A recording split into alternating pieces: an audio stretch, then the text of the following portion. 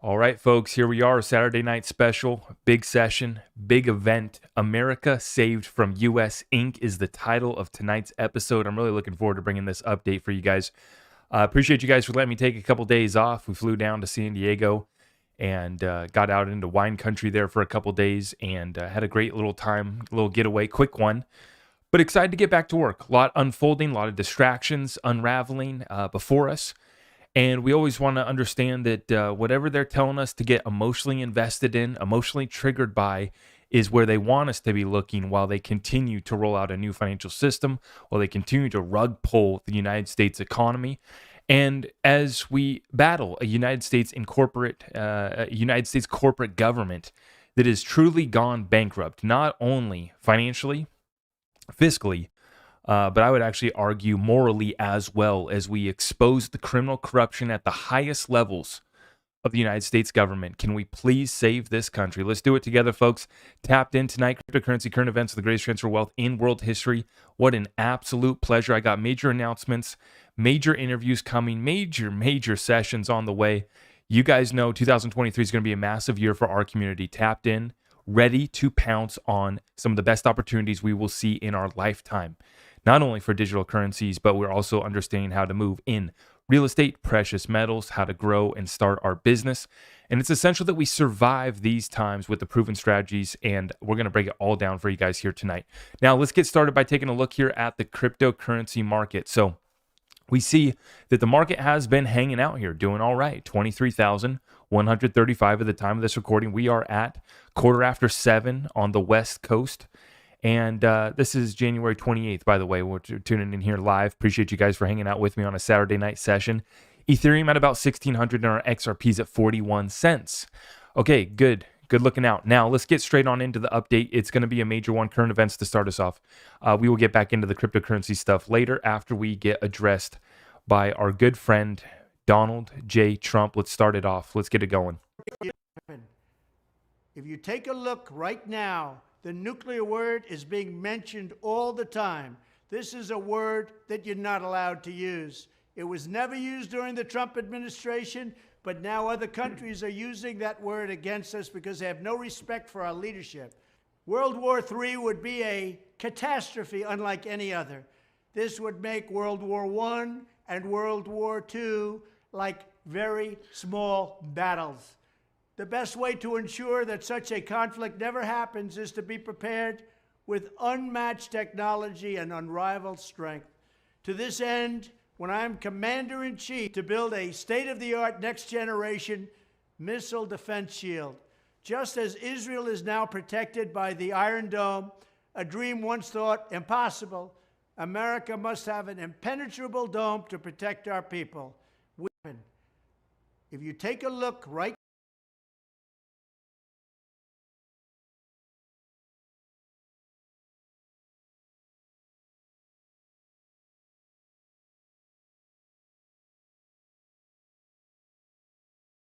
Sorry, I was muted there for a second. Yeah.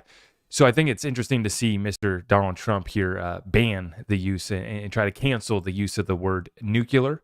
And I agree with him. I think that we definitely want to avoid the nuclear war. But if you guys caught that, he mentions when I'm commander in chief. And so we take that note. We take that note, Mr. President. We hear you loud and clear. We see the moves that you are making. We see the position that is taking place here in this country. And like I said, from the top, we're addressing a corporate United States government that did start to get unraveled when this man was in office. Whether you love him or you hate him, you got to recognize what he was doing, right? No matter if you're emotionally triggered by him or not, no matter what CNN or MSNBC tells us we need to think about him, or even Fox News tells us we need to think about him, you have to recognize what he did to disrupt what was in place. And that's in regards to the corporate United States government, okay? Started to unravel some things. We're going to start here this episode by addressing this military conflict and the situation at hand. This next tweet here from Jim Rickards talking about the positioning here. This is the unmanned Russian AI-controlled robot tank killer called Marker. It can take out an Abrams and Leopard tank from a distance of 6 kilometers like shooting fish in a barrel. Don't bother explaining this to Biden. He's too senile to understand. So once again here, we start to see, I'm not picking a side here, good guy, bad guy, Mr. Putin. But once again, we just see the positioning ramping up on both sides because we get this from Kim.com. A leaked memo from U.S. Air Force General Mike Minahan to Air Force commanders predict a war with China in 2025. General Minahan ordered his subordinates to prepare a report by the end of February on measures to prepare for hostilities with China. The U.S. is running out of time. Boy, folks, huge shout out to our military. Always God bless our troops, and we support our troops. But God, please help us avoid this conflict and this war that they are setting up here on the world stage. Mr. Donald Trump obviously set up to be the return of the commander-in-chief has always been the move in my eyes as far as how this plays out historically. Like I said, and like I'll always say, don't care about your feelings. And Mr. Trump don't care about your feelings, as a matter of fact. But it's just how this is going to play out historically. And I think that he is going to be making a sweeping move back into office as commander-in-chief. But what destruction, what deals are going to get done here before we correct this, before we can fix this situation? And like I said, may God help us avoid this conflict. We are praying for peace in Ukraine, Russia, and we continue to pray for peace, and we want to de-escalate. We want to cancel the word nuclear. Usually we're not for canceling a word, but yeah, I would agree, Mr. Trump, President Trump, that we do need to avoid that type of conflict because it would be ugly. But you can see the powers to be what their plan is, what they're pushing us towards, what they're pushing Mr. Putin towards, right? And so we're just going to continue to call for peace, and we're going to continue to call it like it is. The United States has been perpetuating I can't say too much, but the United States is not innocent, right? We are not the saving grace for any country, usually when we get involved in their internal affairs. And I'm just going to leave my comments at that. But like I said, I support our troops. I pray for peace. We understand the operations that are being exposed in Ukraine, the type of operations that were taking place in that country. Seems like some entities on a certain with a certain agenda had some infrastructure set up in that country for doing some things that I don't think are nice. And that's my nice way of putting it, and that's how I'm going to leave it at that. But let's continue to watch this one, folks. The tanks are supposed to be going that way. What is this all about, though? What does all of this come back to? The currency war that's underway in the fall of the United States incorporated the corporate government with the corporate fiat dollar that was taken off of the gold standard. Let's understand this situation. Unbelievable, folks. Wall Street Silver. The United States paid $853 billion in interest for $31 trillion debt in 2022, more than the defense budget in 2023. If the Fed keeps rates at these levels or higher, we will be at $1.2 trillion to $1.5 trillion in interest paid on the debt in 2023. The U.S. government collects about $4.9 trillion in taxes. Now, let's put this in perspective for you guys. You guys got your mortgage payment, you got your truck payment, you got your credit card, right?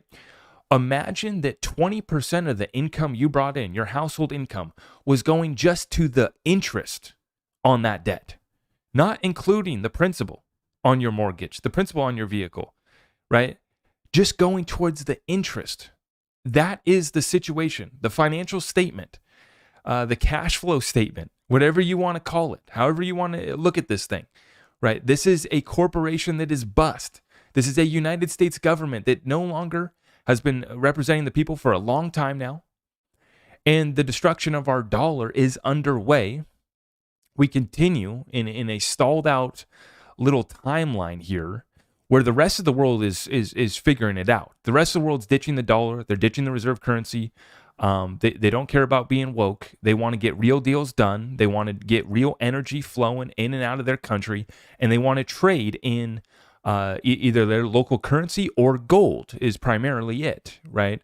And we see that, Saudi Arabia and some of our biggest allies, some of the biggest supporters of the petrodollar reserve currency status are leaving and saying that they are open to using other currencies for trade. So this is why we see that staged conflict that we begin this episode with, and it's unfortunate. Like I said, the amount of the trillions of dollars that we have spent, wasted in the Middle East, more damage done, I think, than good in a lot of ways. And I think that at this point, whether you're for it or you're against it, we're broke, we're bust. It's just like with anything else that I say, whether you want the government to take care of you or not, whether you think it's right, the government owes you something or not, the government's broke. So you need to acknowledge that. That's like saying that mommy and daddy should up your allowance without you realizing that mommy and daddy are broke. The situation in your household right now is that 20% of your income is going towards interest. That's the United States as Americans, for the Americans tuning in. Now, if you guys tune in across the world, you guys are in a different situation. God bless you. God bless you. You're up against the same powers that be, the same evil, the same central bankers. Your politicians probably sold you out as well. God bless you for calling them out. God bless you for fighting the good fight. But here in America, that is the standing. That's our financial statement. 20% of our gross revenue going towards interest. And this is why we say that there's no way out for the United States other than massive printing at the end. The end game is a destruction, a complete destruction of the US dollar as we know it, and a reset, revaluation, restructuring of the debt, the currency, and that's the only way out of the current liquidity crisis. Incredible, guys. We are going to be paying over $1 trillion in interest here in 2023, and they still want to increase the amount of spending. No cuts. They just want to keep on racking up that bill. Now let's continue on. So this was from a few days ago, but as I alluded to at the beginning of the show here, I've been off for a couple days, and so I didn't get a chance to cover this one. Wanted to bring it back up and you make sure everyone caught this, right? This was truly incredible.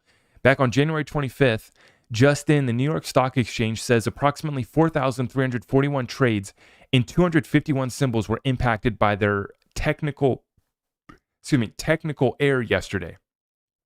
The New York Stock Exchange claims that it was a manual error, is what they're saying, right? And so basically the New York Stock Exchange, not all of it shut down, but a lot of it did. I mean, over 4,300 trades and affected over 251 different stocks. And this manual error that they're calling it led to them shutting down, and they were able to flip the switch. And I was actually watching the interviews on CNBC, and they were talking about how great it was that they now have that back door, that ability to flip the switch off and to stop and halt all trading, and how great it is. And it really helped keep markets stable. Why, manual error is the excuse for this one. I'm about to show you guys the next one. What is up with all of these glitches, with these errors? Is it a coincidence? Is it all done by design? XRP Alliance shared this one with me. They're fixing to change the spot price on precious metals. They've zeroed out the dollar to silver ratio and the dollar to gold ratio. What does this mean? I'm thinking it means they're about to change the value since we're heading to an asset-backed monetary system, baby. Well, we've been kind of watching and waiting for this one. But yes, you can see here, this was on the U.S. National Debt Clock, usdebtclock.org. The dollar to oil ratio went to 0 per barrel. Dollar to silver ratio went to 0 per ounce. And then the dollar to gold ratio also went to $0 per ounce. And then I also did find there was some other glitches on that as well. But we just continue to watch the manipulation. Now, continuing on with this precious metals, what we see here, this one was shared to me by my good friend Johnny here, but this was shared by Michael originally. COMEX registered silver vaults break below 33 million ounces. You heard that, 33 million ounces, first time since May of 2017. And this one from Golden Toilet. I don't think I've ever seen such an obvious market intervention and direct management of an asset as I have seen in silver the last 6 weeks. It's shockingly obvious capping of price. And, this guy down below here says, Yukon Cornelia says, or it had a nice rally and it is just consolidating. Well, Golden Toilet responds, tightest consolidation I think I've ever seen. And so I'm about to show you guys here later, XRP. And I think Alex Cobb called it the mother of all triangles. And it's just interesting to see how closely we see silver, gold, XRP, some of these other digital assets like XLM that have been suppressed as well. These suppressed assets in just a historic mother of all triangles is what Alex Cobb called it. But the price manipulation is blatant now, and the vaults are getting emptied. So you guys can do the math. I'm not here to give you financial advice. I'm here to show you the silver that I'm stacking. I'm here to present a link on down below, a link on over at my website to get in touch with my people and to have them ship some metals directly to your house or have them roll over your 401k retirement account to precious metals. That's what I'm here to do, not to give you financial advice, but I'll show you what I'm stacking, and we're going to keep steadily stacking as long as this consolidation, as long as these mother of all triangles continue on and they want to continue with these games and this fiat monetary system stays alive, we will continue to stack. Okay, now let's continue on here. Robert Kiyosaki asks a question: what is worse than a Great Depression? Answer: a global recession. Unfortunately, we are in a global recession. Hang on. Rough landing for the world. Bad news: bankruptcy, unemployment, homelessness soar, retirements toast. Good news: bargains everywhere. Gold, silver, Bitcoin priceless. Bitcoin priceless. Now that's where I always have a laugh. I always have a good time listening to Robert talk about Bitcoin being the only crypto that he ever mentions. Shout out to Robert. And guys, I am so excited. So tomorrow and on Monday as well, we're going to be attending the Vancouver Resource Investment Conference, and Robert Kiyosaki is actually going to be speaking, and along with Andy Schekman. You guys saw that I just had the interview with Andy Schekman. He's going to be taking the stage. He's going to be putting on a workshop. Really looking forward to connecting with Andy and then just getting to listen to some of these, basically the top thought leaders in the world when it comes to business, economics, and precious metals. And so I'm super excited, guys. The Vancouver Resource Investment Conference, one of the most popular precious metals conference and basically resource investment conferences that take place in the world. Really looking forward to this one. Robert Kiyosaki, Mark Moss, Lynette Zhang, Economic Ninja, Jay Martin's putting on this conference. And like I said, Andy Schekman's going to be there, Rick Rule, countless other names and sessions that I'm really, really looking forward to. And the one session that's going to be interesting is Deglobalization and the New World Order. And that one has Robert on it, I think with a couple other guys there as well. Just one of the many sessions that I'm really looking forward to. But the interesting thing about going to this tomorrow and Monday is that what I'm looking to soak up, the knowledge that I'm looking to gain is further understanding of the precious metals markets and the investment opportunities within resources, within the trading of these commodities. And for me, I'm not really too interested in getting pitched by all these mining companies. It's a matter of understanding how it functions, because this is the return to the real economy, right? The real economy has been overlooked, and everybody's been putting their money back into stocks and this and that, the tech stocks primarily, right? And I think that there is going to be an opportunity at hand with some of the mining, stocks. We've actually already seen them kind of move up as we've seen silver start to break out. We've seen gold start to break out as well. And so the miners there will be an opportunity, but it's really an opportunity for me to understand just how it works more on a back end level, where the value is at and how it works, because I want to understand how these, especially specifically like silver and gold, how these metals are manipulated. And so these conversations are going to be from, guys that are on the ground floor at the mines, actually getting it out of the ground, all the way up to the thought leaders on the macroeconomic level, like Robert Kiyosaki, Rick Rule, Andy Schekman, and these guys. And so just being able to put this all together in a 2-day conference, I'm really looking forward to it. And I think that it's going to be just a wealth of knowledge shared there. So I'm going to be reporting from there, guys. I don't know how much recording. I probably won't be recording that much because I'm just going to be trying to soak it up. But definitely going to be taking my notes, trying to learn from these guys, and then I will be reporting back and letting you know how it goes. That's going to be taking place over the next 2 days. Now, this is interesting to see here, folks. Continuing on, what we see here is the banks asking for forgiveness, asking for some grace from the central banks up there in Canada. This is shared by Steve Saretsky. National Bank is first out of the gates, calling for the Bank of Canada to cut rates by 50 basis points before the end of the year and a further 100 basis points cut in 2024. So we need to cut 0.5% this year, and then we need to cut another full percent next year, 2024. And this is one of the first banks, I guess, out of Canada begging for mercy is what that is. They're begging for mercy. And I think that many people do see that a pivot is going to be necessary, because any further pain, I mean, they are going to squeeze this thing. But we have to take the Fed, we have to take these central bankers at their word. They're kind of laying out a game plan of continuing to raise interest rates a couple more times and then basically freezing them, just stalling out with the interest rate raises. And then we're going to see where they go from there. I'm going to be interested to listen to some of these guys at the Vancouver Resource Investment Conference and see what they think the Fed's going to do. Because that's kind of the big question right now is, no one trusts the Fed, but we kind of just have to run with what they're telling us. But we're going to continue to watch that. Now, into our crypto news, into our crypto update tonight, guys. Let's get right on into it. This is major session. Cheers, everyone. Thank you for tuning in here tonight.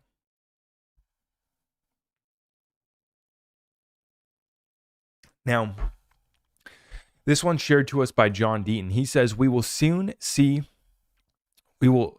witness the final and most aggressive push to shut down crypto. And this one was shared here. The White House just published its crypto policy roadmap, saying Bitcoin adoption by mainstream institutions would be a grave mistake. So I just shared a video this morning, actually, about John Deaton talking about how regulations aren't going to come from Congress until 2025, is John Deaton's prediction. And so we're just hoping that Congress kind of gets their act together here sooner. But we see that this White House kind of just getting in line there with the Wall Street bankers, and kind of what the Wall Street pitch has been is that this is, not safe. This would be a mistake. And, what's funny is that I do believe that Bitcoin adoption is not the move. It's not the move for me. And I'm not here to give financial advice and tell anybody what to do, but it ain't the move for me. So I would actually agree that Bitcoin adoption is not the move. I don't know if I would call it a grave mistake, right? But once again, we know what their move is and how they're positioned to move here with digital assets, and that is to basically wipe out many of these cryptocurrencies through regulation. And then they got the plans to roll out the CBDC, right? And I also wanted to make this point too, guys. Sorry, I forgot to make this point earlier. At the Vancouver Resource Investment Conference, for me, my positioning in going to this conference is I am going to be one of the people in the room that understands distributed ledger technology the best in the room. And so for me, the conversation is, how do we get the old world, these old, mining companies and this old precious metals, these resources that have been traded and have been a part of our world and our economy forever, how do we bring them into the new financial system? How do we make these assets more liquid, more easily tracked and traced, and an understanding of just how much efficiency we can bring to these markets and we can bring to these companies in their processes with distributed ledger technology? And I think that I started to get that out of Andy Scheckman when we were having our conversation just a couple weeks ago, right? Where he was admitting, that, he's not too into crypto, but he does see the utility, right? He does understand blockchain technology, distributed ledger technology, and the benefit that it plays.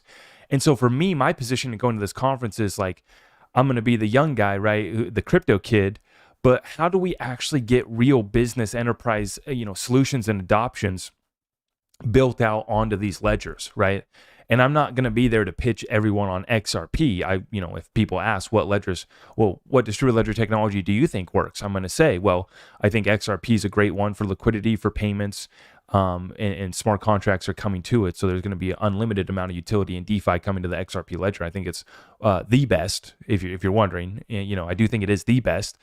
But there's also a few others too. And so for me, just merging that together, I think is a great opportunity, not only in this conversation with the precious metals and the resources companies, but in all businesses, is how do we bring the traditional business, the traditional brick mom and pop shop into the 21st century, right?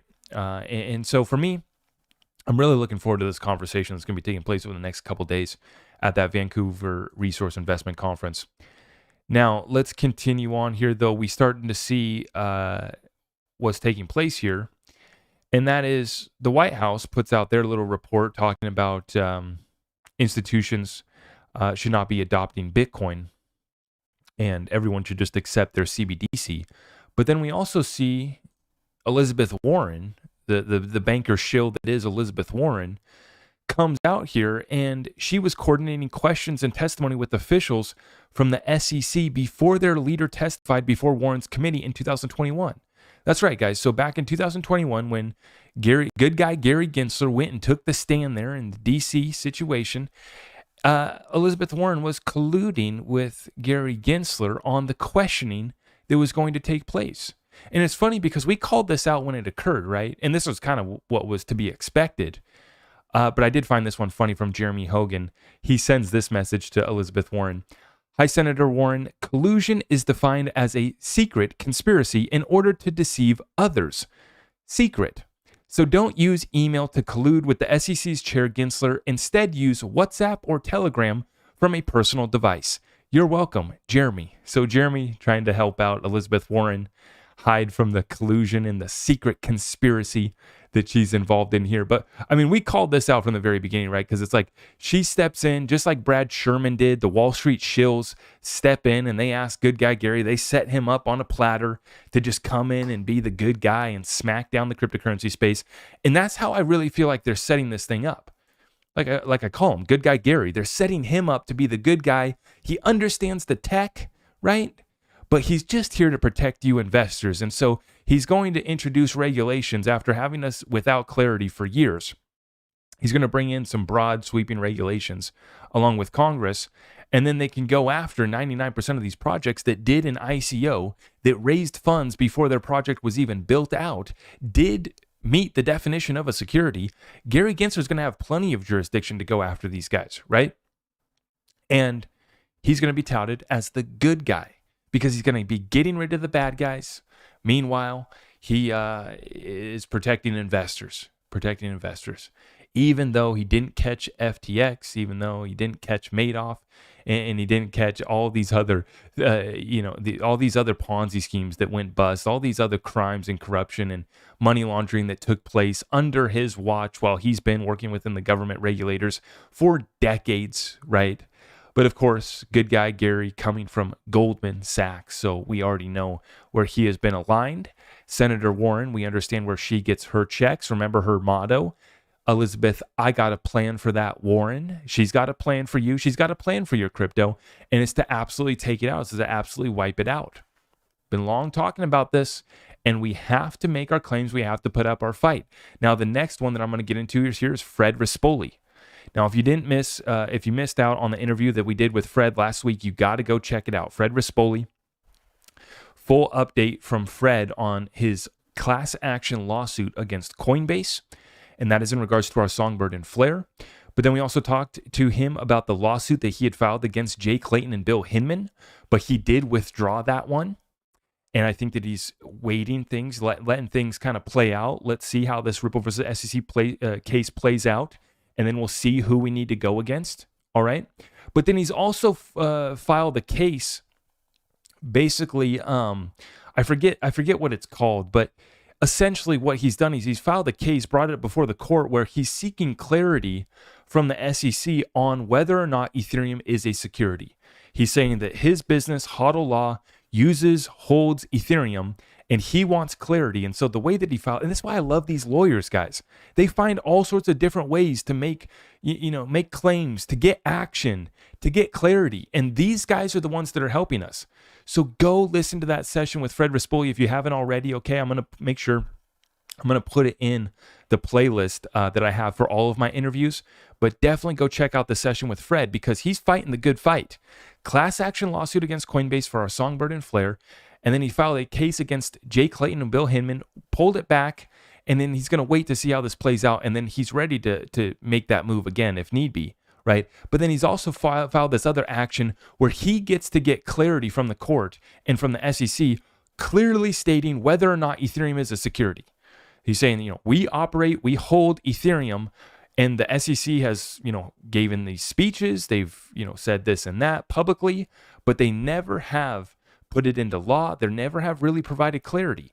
And so the way that he's positioned that motion, that claim, that cause of action or whatever it's called, is going to get an answer. And so huge shout out to Fred. And you guys got to check this one out because this is the most recent case here. Fred commenting on this case here. He says, a tough loss for sure, but the silver lining, the Fed can always be sued. Interesting note there, Fred. Good point. And so what are we looking at here? This is shared by Jeff Roberts. The Fed has refused to give a master account to Wyoming Stablecoin Bank. A tough blow for Custodia as Caitlin Long played by the rules and did everything right. Hard not to view this as the banking lobby trying to kill a disruptive competitor. And so this is the full statement here from Custodia Bank. And this one is ran by, what was her name? Caitlin Long.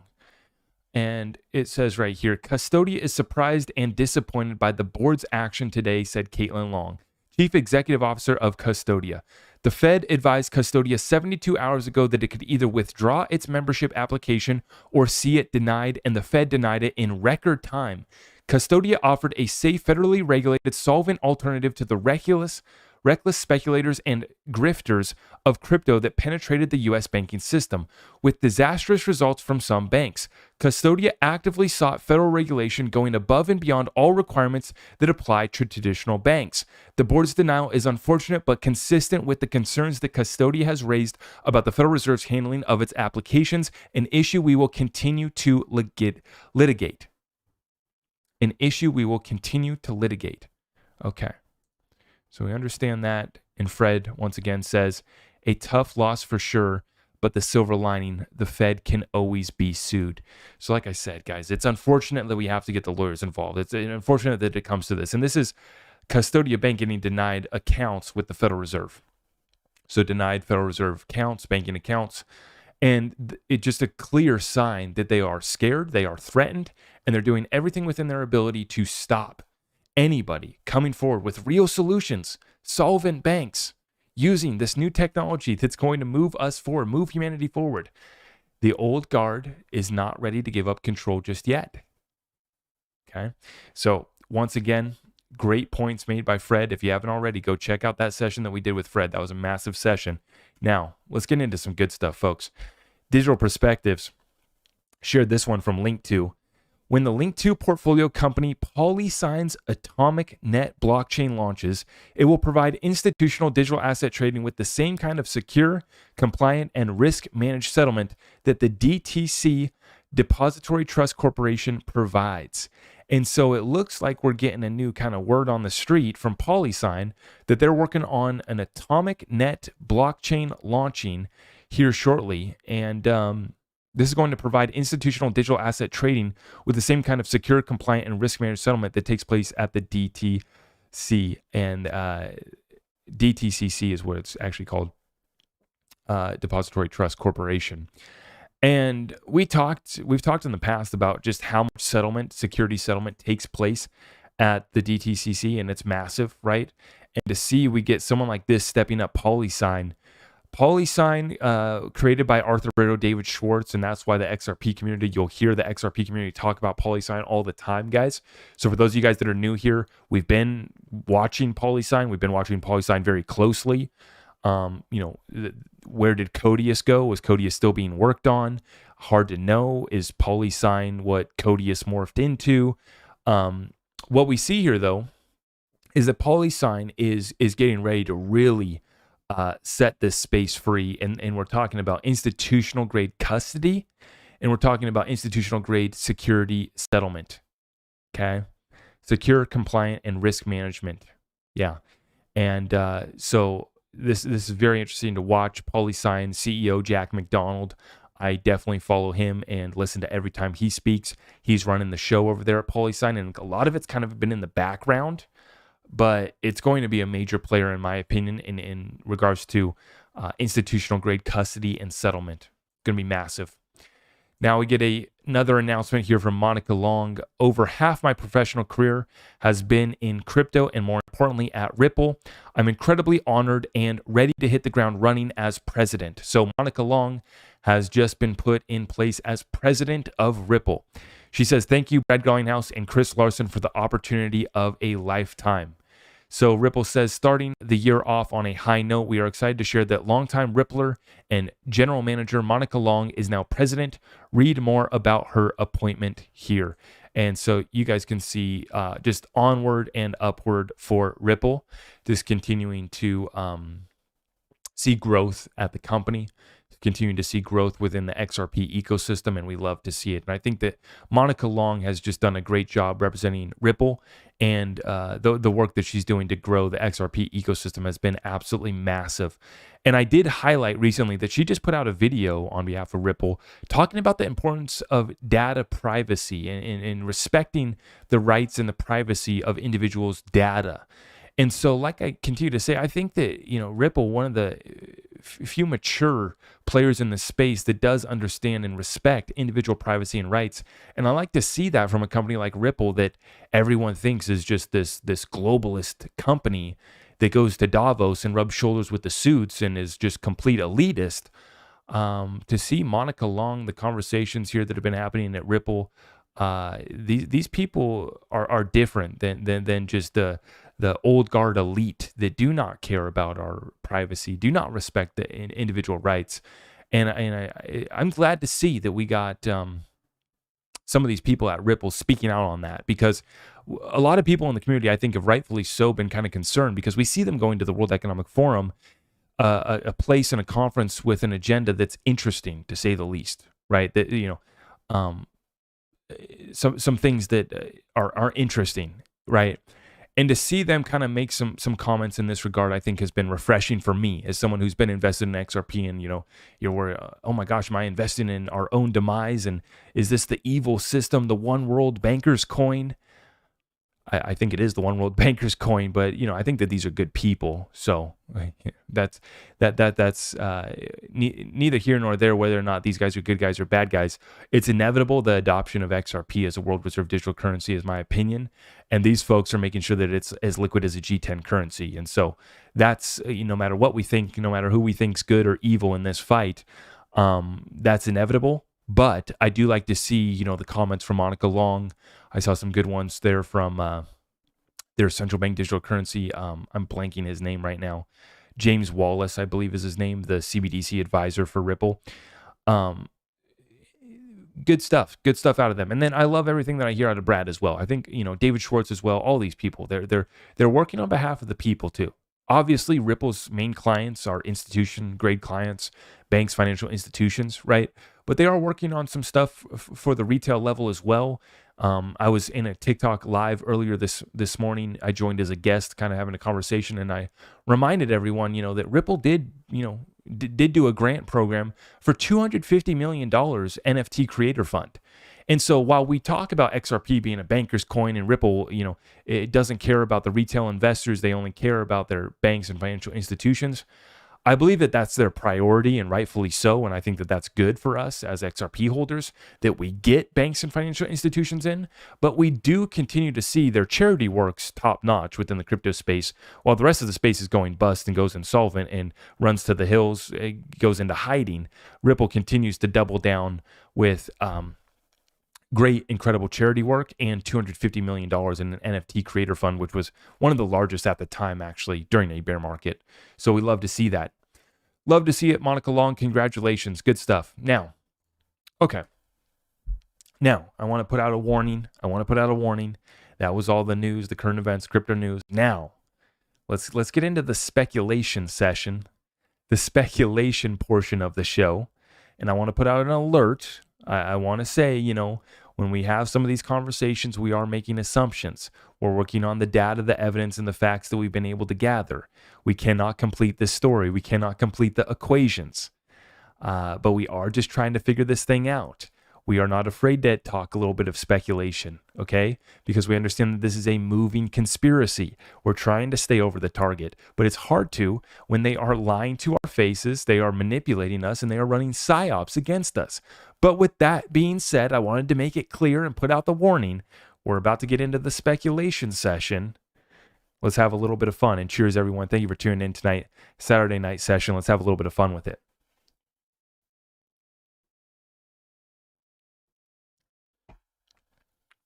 This is what you guys have been waiting for. Alex Cobb. Alex Cobb is like the Jim Cramer. It's the inverse Cramer indicator. Whenever Alex Cobb goes bullish on XRP, we most likely are going to dump.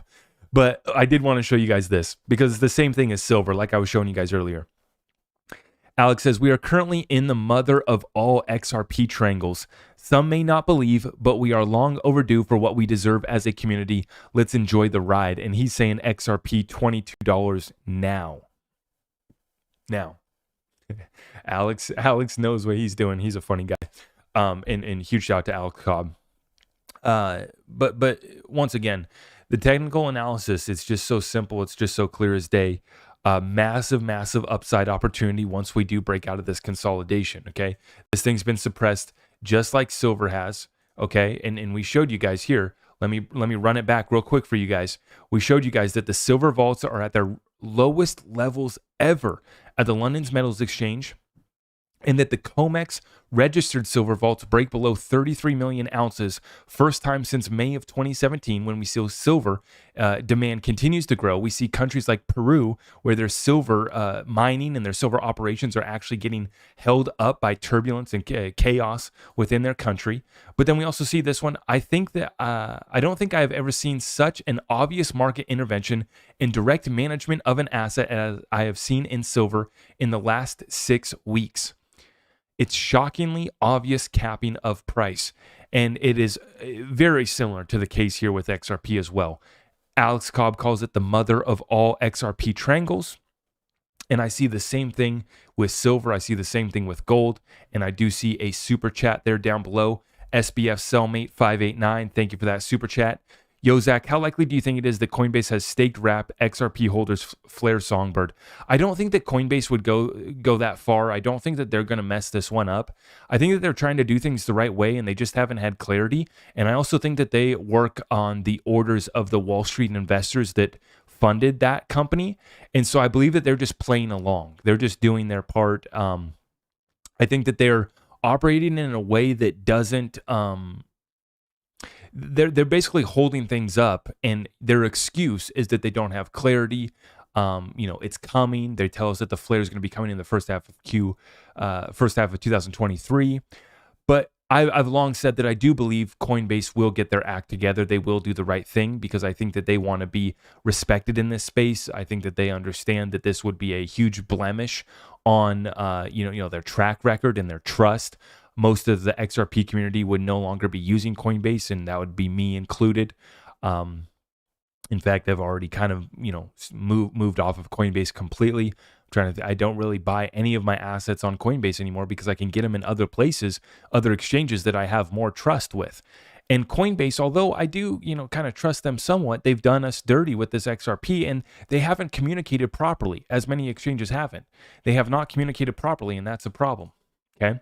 Now, so we got this mother of all XRP triangles and huge, massive breakout opportunity. Do we want to debate? Does it go to $7? Does it go to $30? Upon breakout, it's going somewhere. It's going somewhere for sure. Now we get this tweet here put out by Tony Valentino, early XRP OG insider, puts this tweet out yesterday at 3:22 p.m. Interesting timing. And he puts the judge's gavel, okay? And folks, I'm telling you right now, it does appear to me we are going to be getting a ruling, and I'm just listening to the lawyers. We are finally here. We have gone through all the facts. We've gone through all the evidence. There's no more back and forth between the Ripple and the SEC. It is now up to the judge to give us the announcement, to give us the ruling, and it's going to be coming here soon one way or another. Right? That's the next thing that we're waiting on.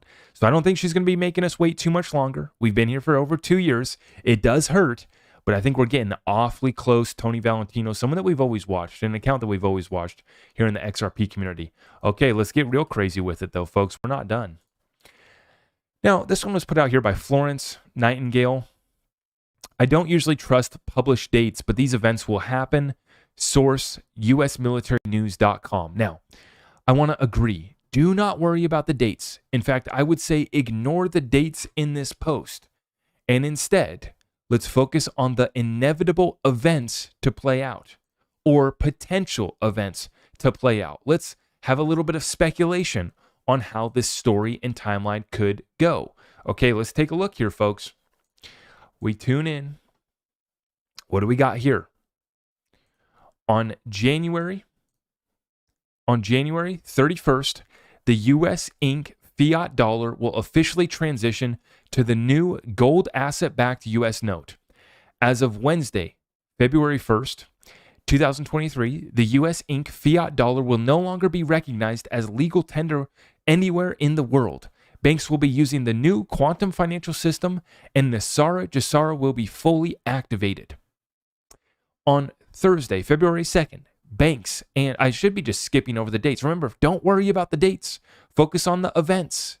Don't get triggered when you hear these crazy terms like quantum financial system. Understand, we have quantum computers. We have a financial system. The inevitable event will happen, which is rolling out a quantum financial system where settlement does occur on quantum computers. It's not that complicated, folks. Then banks and stores will start pulling the fiat US dollar from circulation and sending it to the US Treasury to be destroyed. Then on February 3rd, Friday, all Basel IV compliant banks will go public with the new gold asset-backed currency international rates.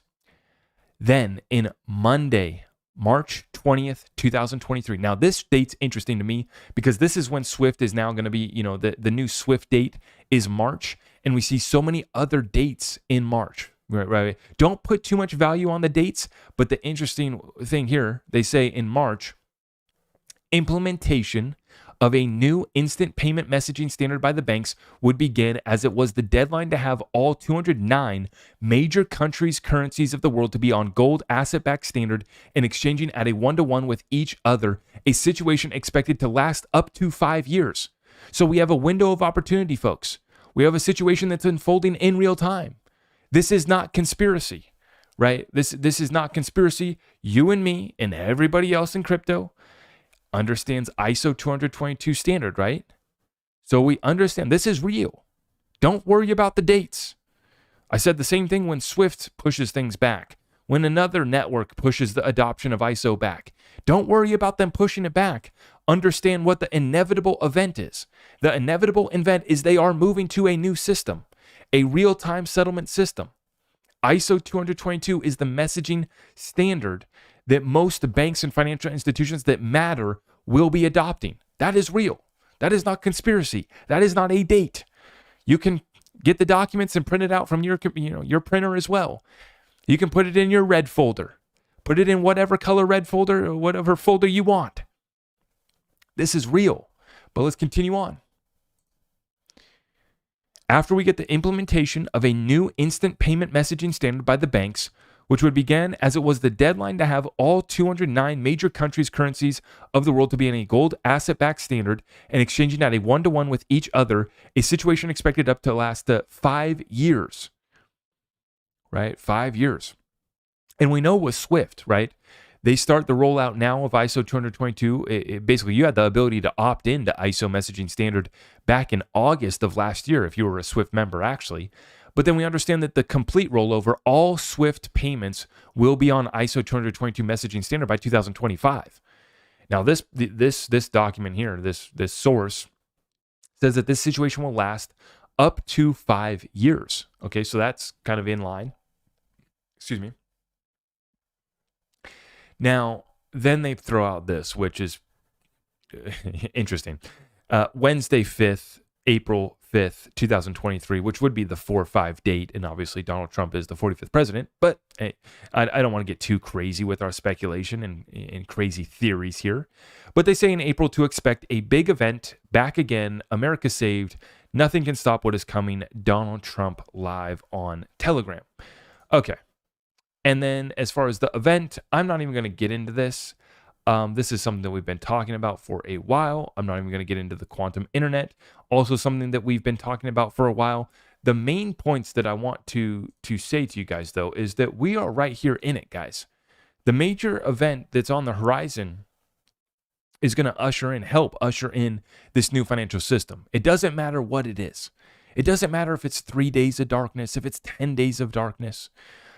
What matters is that we are rolling to a new financial system. That is confirmed.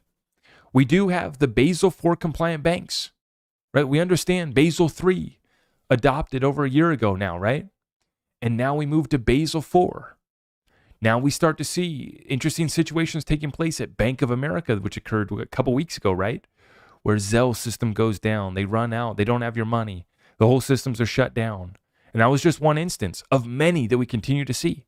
We continue to see the system break. We continue to see the system glitch. So do we know the exact events that are set to play out? No, we don't. Do we know the exact date? No, we don't. But we do know what's inevitable.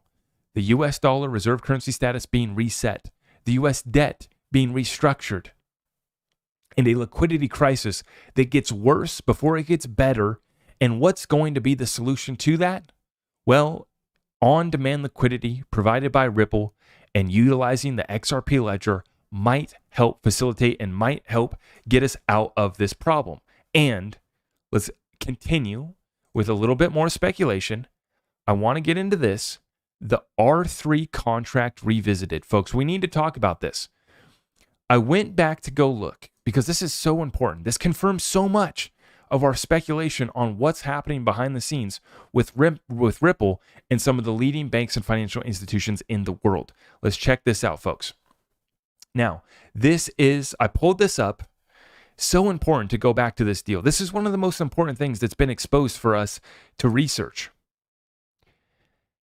Okay, so right here, we're going to start about what the dispute was that took place between Ripple and R3.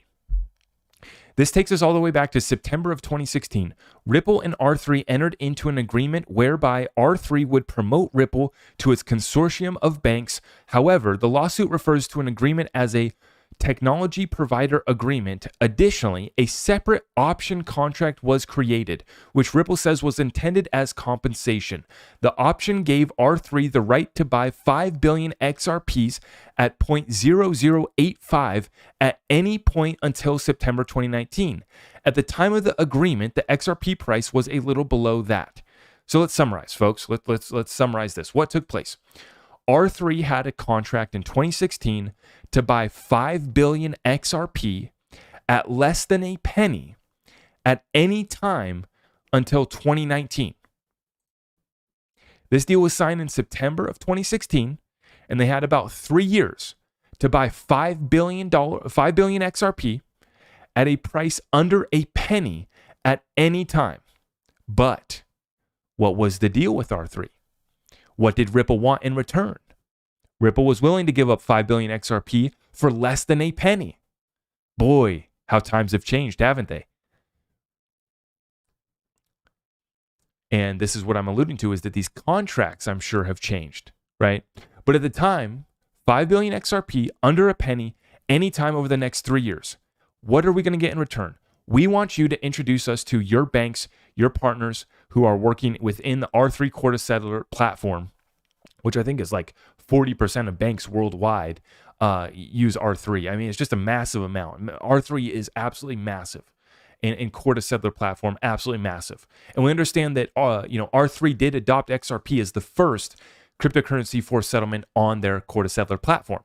Corda is blockchain agnostic. They have not picked XRP, even though it was picked as the first, and probably because it worked, one. And two, they did an option to purchase 5 billion XRP. And so they were planning on using XRP. They were planning on adopting XRP. And so what did they do? They wanted to acquire 5 billion from Ripple. Let's go back to this.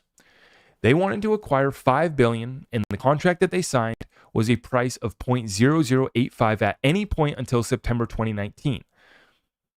But Brad and Ripple were not pleased. They were not pleased with the performance on behalf of R3. Obviously, they didn't get enough bank contracts. They didn't get enough deals signed. They weren't introduced to enough banks. And Ripple decided to terminate the agreement on June 12, 2017. Brad Garlinghouse, the CEO of Ripple, informed R3 it was terminating the agreement, allegedly on the basis that R3 had not upheld its side of the bargain. On that date, the XRP price was 28 cents and the option was worth 1.35 billion. It appears the promotion contract failed to stipulate performance clauses such as the number of banks introduced by R3 to Ripple. Instead, there was a clause requiring both parties to act in good faith. So basically, They didn't have any number like, okay, for this deal to go through, you need to introduce us to 10 banks, or you need to introduce us to 100 banks. And so instead, there was just a clause requiring both parties to act in quote unquote good faith. Well, that's where the deal went sideways. Ripple wasn't pleased. And R3 was obviously looking to execute a contract when XRP at the time had gone up to 28 cents in June of 2017 in that bull run, right? In September of 2017, R3 sued Ripple in New York and Delaware to get the options contract reinstated. The options would have been worth just shy of $1 billion at that stage. But what happened later on? On January 4th, this year, this article is from 2018. So on January 4th, 2018, Ripple's XRP hit $3.67, which would have valued R3's options at $18.3 billion. At today's price, the options would have been worth $1.25 billion. But near the height of that, during the all-time high, right, they would have had over $18 billion worth of XRP with that contract. Okay. But what happened here is in January 2018, Ripple countersued R3, claiming that R3 had breached the promotion contract and alleging R3 had fraudulently induced Ripple to enter into the TPA and option contract. So Ripple said in the claims that although R3 represented to Ripple that it would have access to its large consortium of leading banks, R3 knew and had reason to know that several key banks that would be instrumental to Ripple's success would soon be departing from its consortium. This refers to Goldman Sachs, JP Morgan, Morgan Stanley, and Santander, who chose not to remain in R3's consortium of almost 40 banks. But remember, guys, Santander did end up in 2018, I believe, becoming a Ripple partner. So basically, Ripple was able to become a Santander partner without R3 after Santander left R3's consortium of almost 40 banks.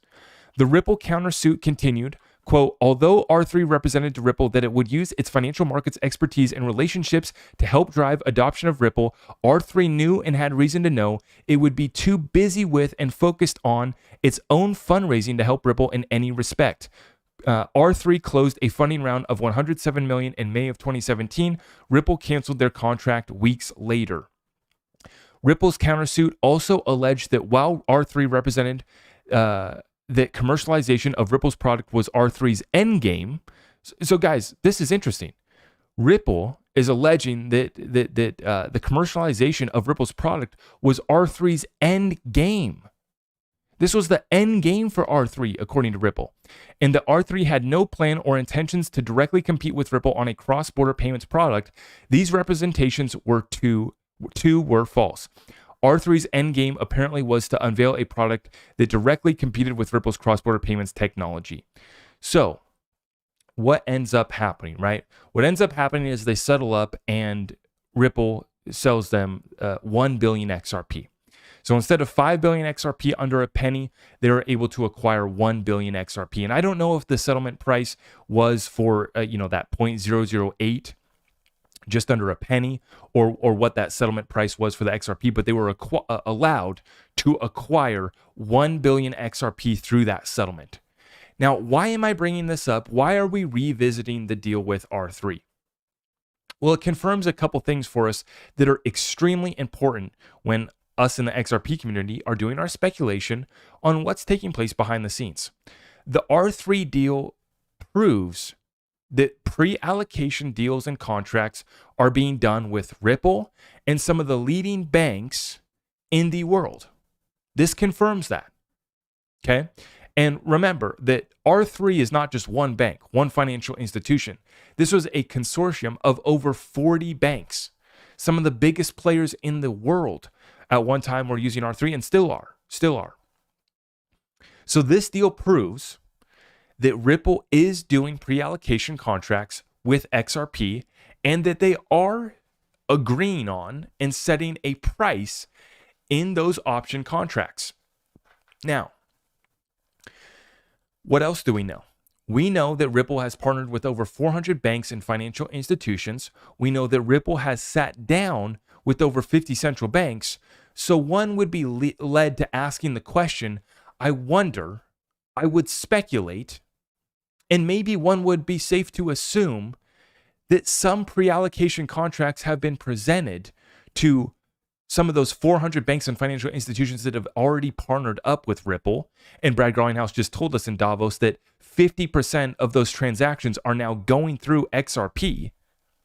So one might want to question, one might assume that at least a pre-allocation contract has been presented to any one of these banks and financial institutions, or one of the over 50 central banks that Ripple has met with, okay? And why does this matter? This matters, guys, because we have a situation where Ripple is the treasury and the market maker for XRP.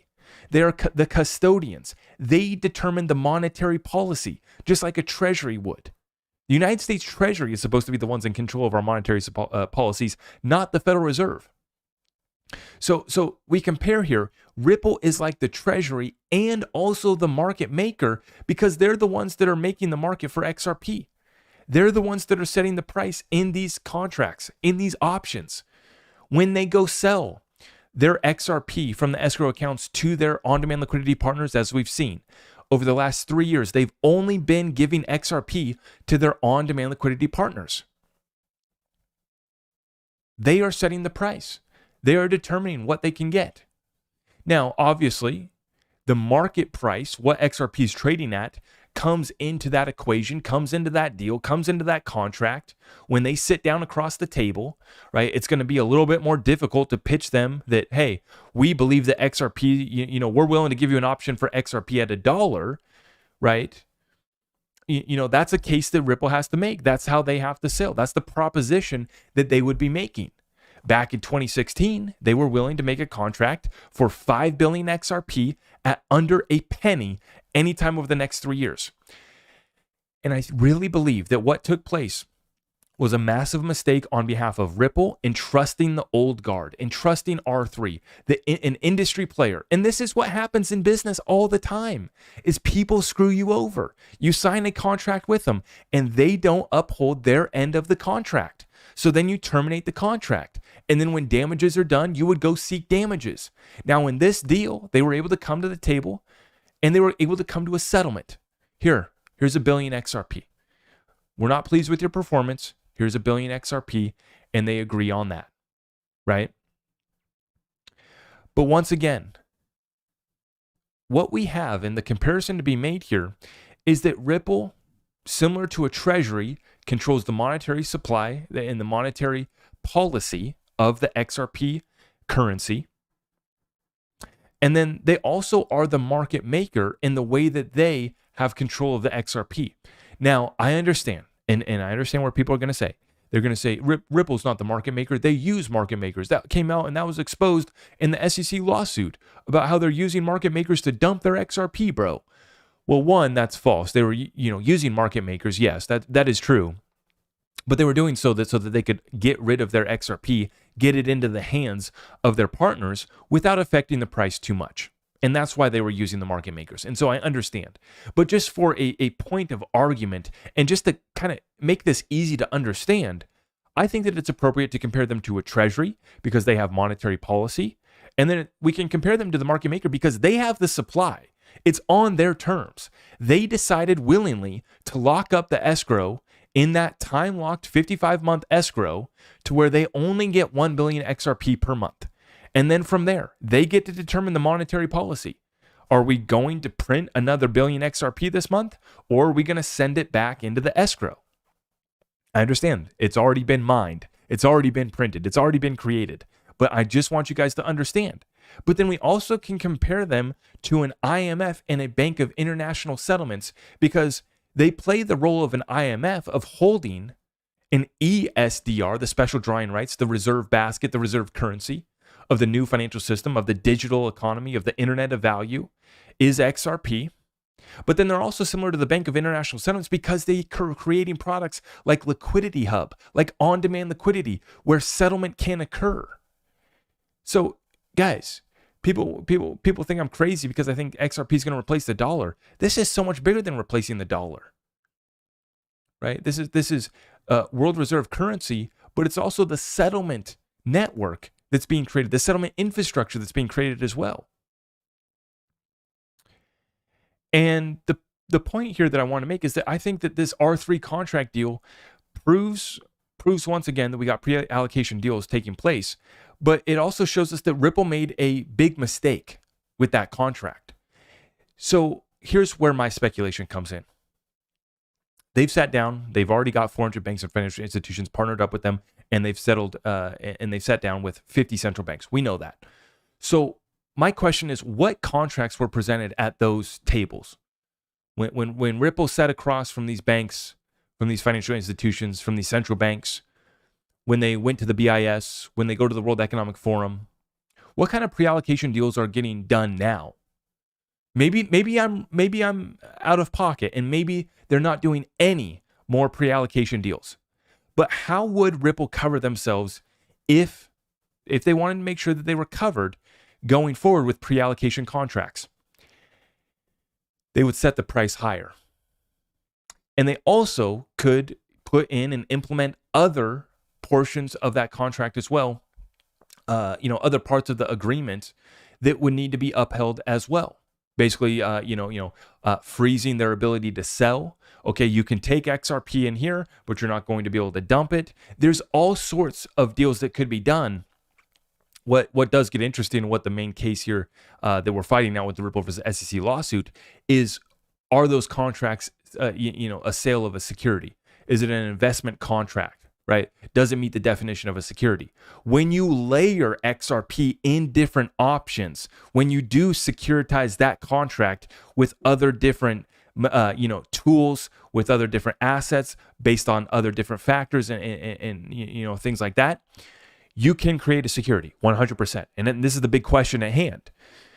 But for me, this question gets interesting to ask, what contract is being presented at the table now, and how would you cover it? To me, there's been speculation going around. There's been people, I just saw Black Swan Capitalist suggested that the IMF has already set the price of XRP. Well, I want to make the point here that I think that Ripple is the one that's setting the price. If Ripple sat down with the IMF, with the Fed, with any of these, global entities, and they've basically just rolled over and given up and said, okay, you guys can have the escrow. We're going to give the escrow to you guys. We give it up, right? If that's the case, then okay, then maybe, yeah, the IMF is going to set the price of XRP because XRP is going to be the ESDR. That's potential, right? We're talking speculation. I could see that 100%. But as long as Ripple's in control of the escrow, I'm going to make the case here that Ripple is setting the price, because they get to determine not only the price of the XRP that they're selling, but they also get to determine the other factors around that sale as well.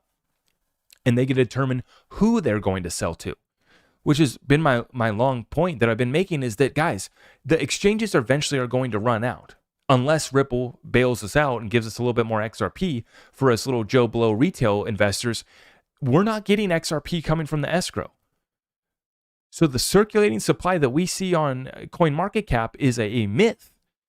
It's a confusion, a point of confusion within the broader crypto space. When they're looking at CoinMarketCap, when they're looking at circulating supply, they are looking at a circulating supply for XRP that's 50 billion XRP. That is not the case. There is not 50 billion XRP circulating. There is not 50 billion XRP available for liquidity. My XRP is not circulating. You are not getting my XRP. You could potentially buy. You guys know my exit strategy. I'm gonna sell about 5% of my bag around $10 probably, another 5% around $20, and then I'm holding the remaining 90% forever. And then my XRP won't be available for liquidity until a market maker, until a automated market maker, until a liquidity pool, until a bank comes along that I can trust, or I create my own bank and we set up our own deals. My XRP ain't going to be available for liquidity. It is not circulating. It is in my wallets, hidden, not available. And that leads us into the next portion of our speculation session, which is in revisiting, mathematically speaking, how high can XRP go? Now, huge shout out to Julia. I see a 5-spot super chat there. Thank you, Julia. I do appreciate that. I see a 2-spot from Mr. Lucky. US debt clock not showing dollar to oil, silver, gold. Yes, we did cover that. And that is kind of the glitches and kind of the same glitches that we see with XRP, right? What is going on here? What's really going on? But this brings us in when we talk about the supply, this brings us back to revisiting, mathematically speaking, how high can XRP go? And so we covered this. We're going to go back.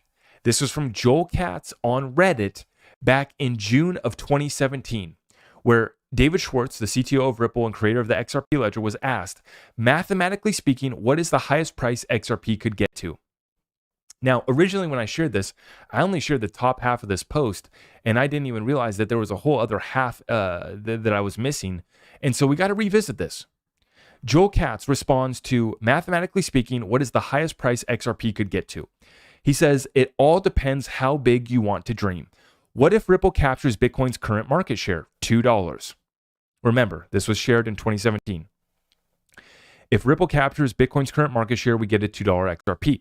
What if Ripple captures the value of all high friction international payments that are now occurring? $20. But this is where we got to look at the equation. We got to look at this. And David says this. You could add a multiplier to this for additional demand from people holding XRP to make or facilitate the payments in the future.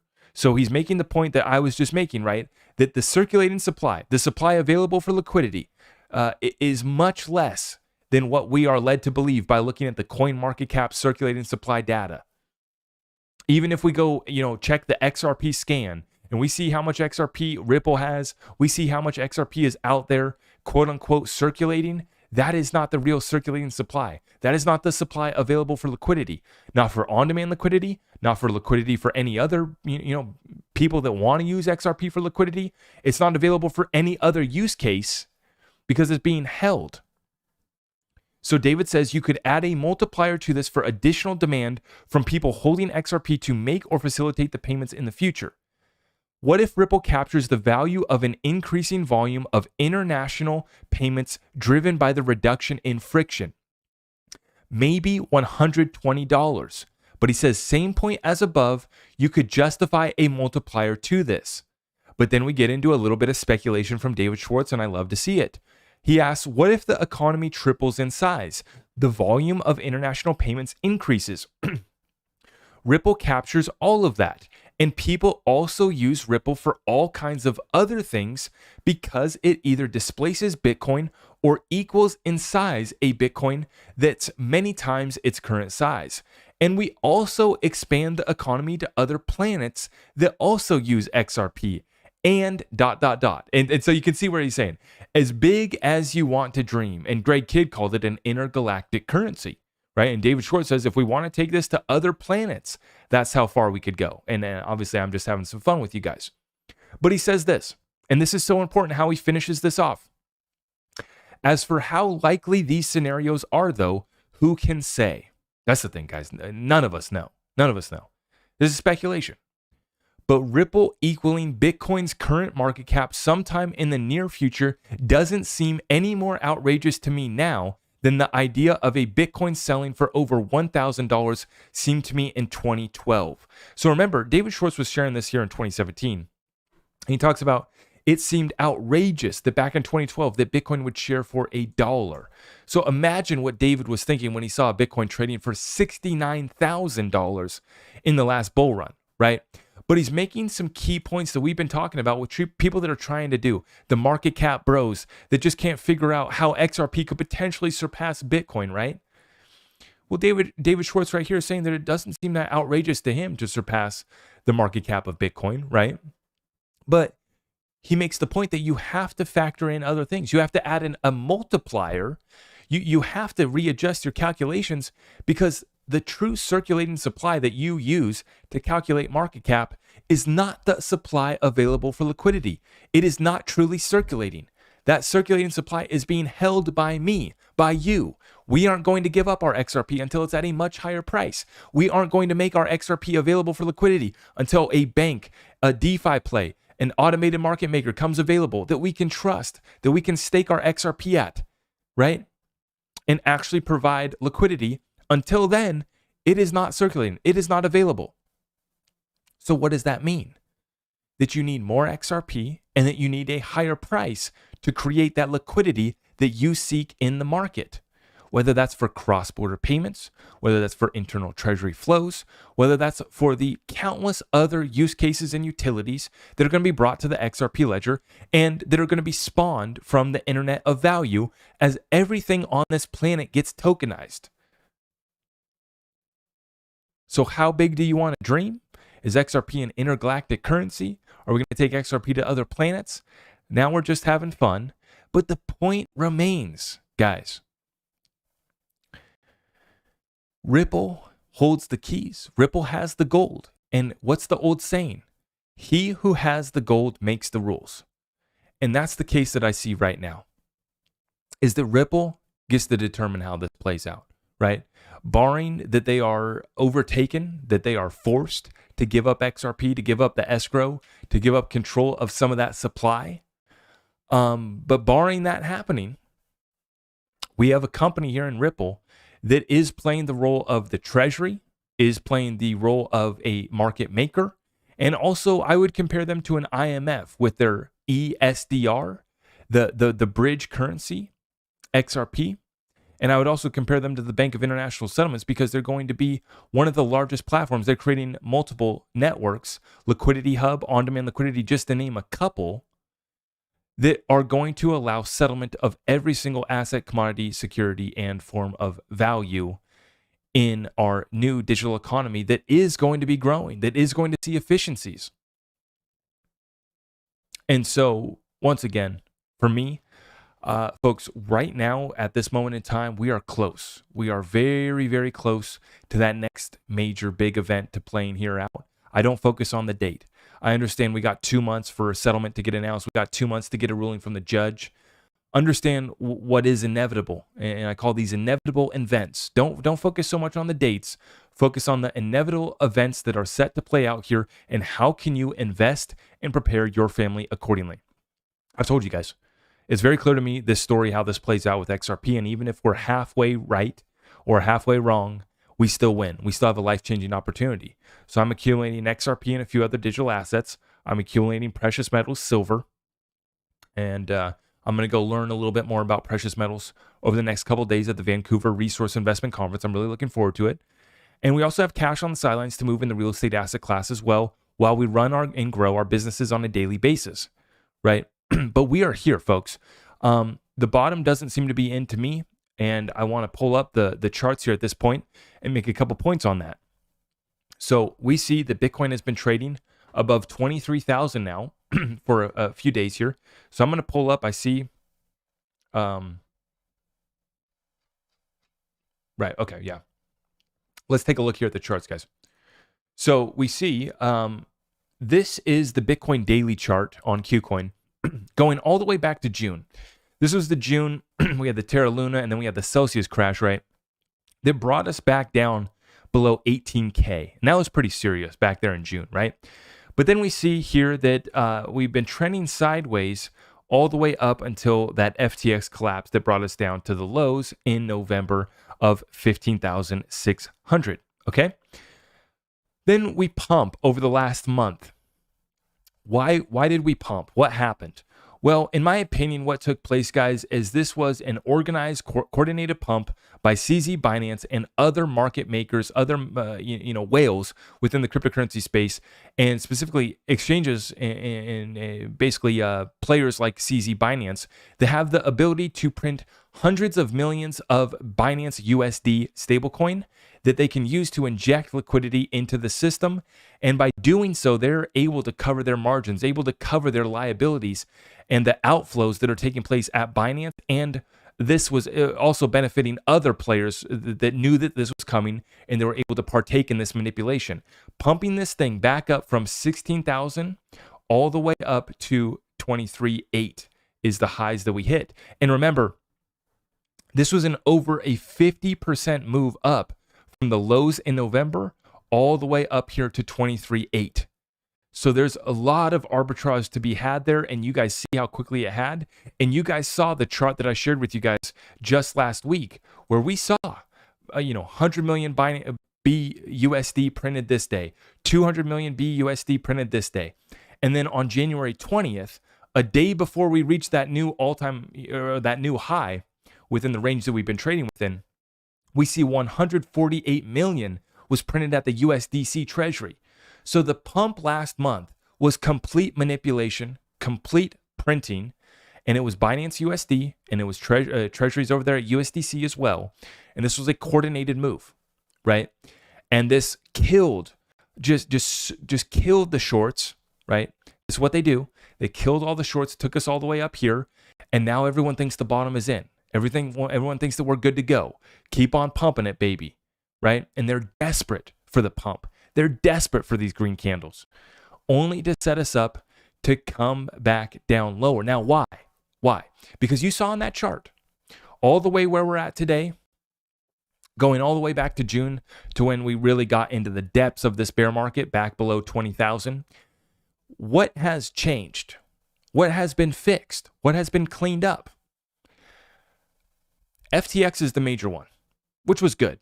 It was very good to see FTX, obviously that harmed some of the investors of FTX and the people that had their funds there. I do feel bad for those people, but FTX went. That was major. But what else has been cleaned up? What else has happened and occurred since we headed down to the depths of this bear market, right? Not much. And so this is why I'm saying from a fundamental level, there's no reason why we should have had that recovery other than it was manipulation. They had a reason. They had to cover their own liabilities. They have their own loans to pay off. And so that's why they pump this thing. That's why they print the Binance USD. I mean, there was over 1 billion Binance USD printed over the last month that led to this pump. It was so clear to see. And that's the beautiful thing here with blockchain technology is we can actually see how they're manipulating this thing. Clear as day. And the final blow off top came when the USDC Treasury minted 148 million USDC on January 20th. The next day we get that pop. And did we call it? We did. Back at the beginning of the month, we said, watch out for a pullback around the full moon, January 6th. We didn't really get it. It didn't really come. We did go back to 16,300. So technically speaking, it kind of did come in. We set the lows. But then we said, watch out, new moon, January 21st. Sure enough, they pumped that damn thing back up to 23,800 and over 50% pump from the lows back in November.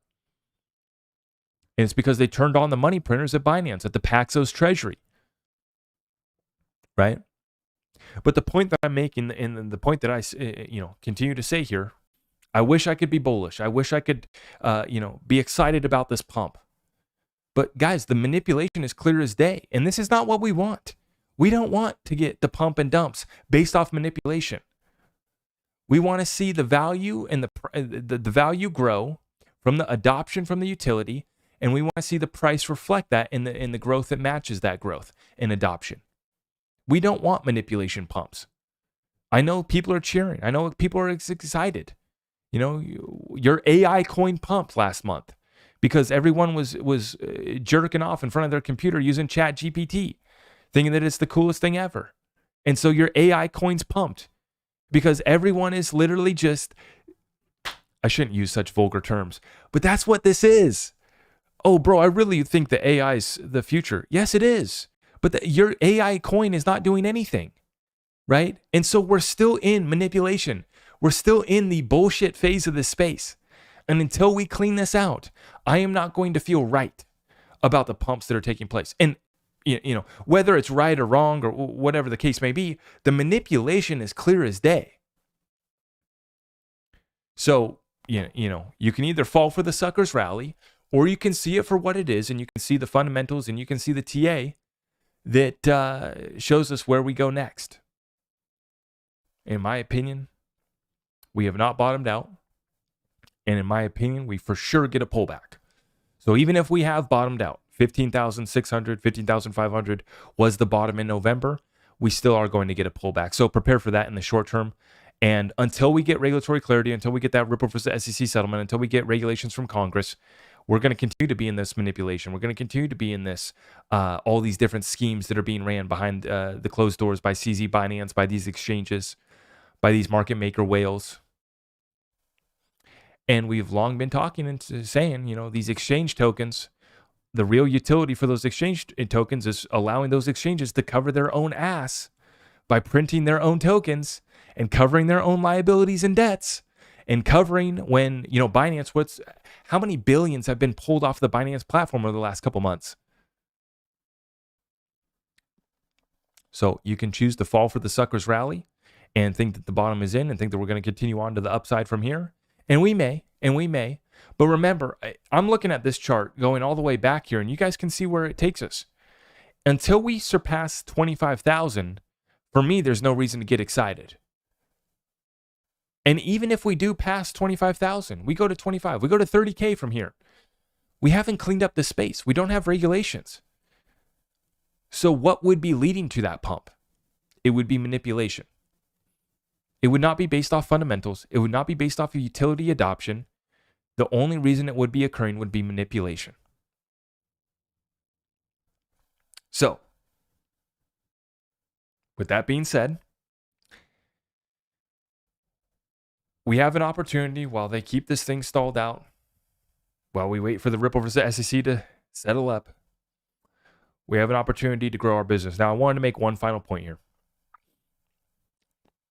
There's much division, there's much fighting, there's much FUD, there's much confusion within the XRP community right now, and within the overall markets, not just in XRP, not just in crypto, but everyone is feeling this recession, is feeling this bear market.